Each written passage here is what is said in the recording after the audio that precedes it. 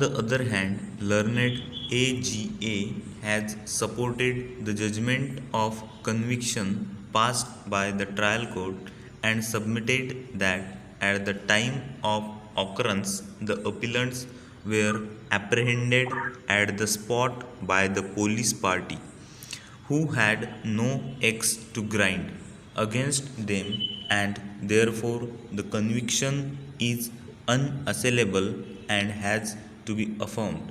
He further submitted that all the accused persons belong to a gang of dacoits and they have assembled at the spot with the intention to commit dacoity, and it is a case of preparation to commit dacoity, and therefore no clemency should be shown to the appellants, and the conviction and sentence ought to be confirmed.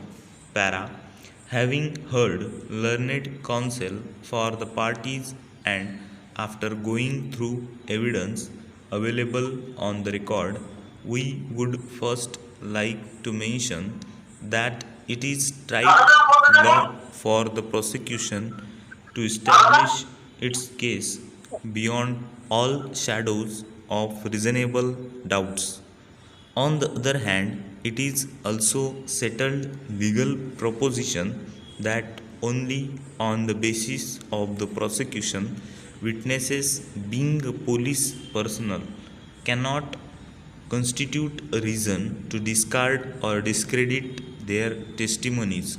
In the light of this cardinal principle, we find that PW1, PW2, and PW3 are all police witnesses of the prosecution, whereas the trial court was informed all above referred glaring illegalities and inconsistencies.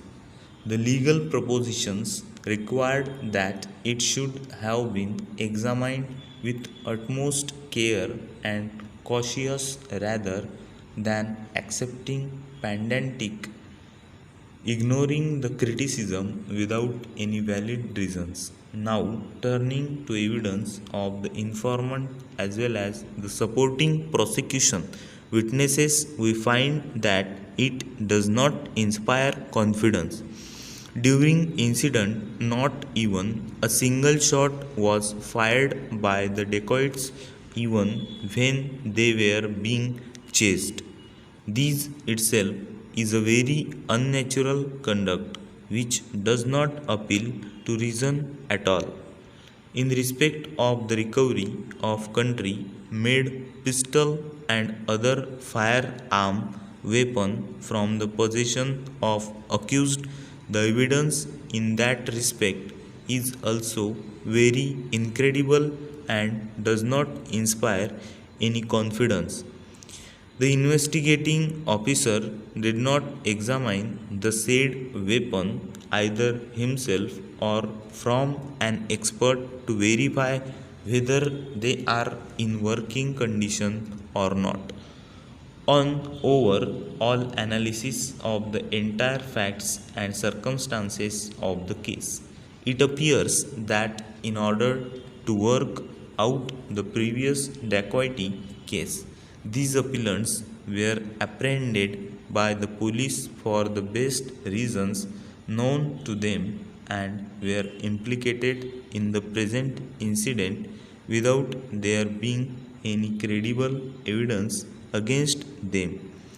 This court, from perusal of the recovery memo, finds that incriminating material and illegal weapons does not bear the signature of accused on it.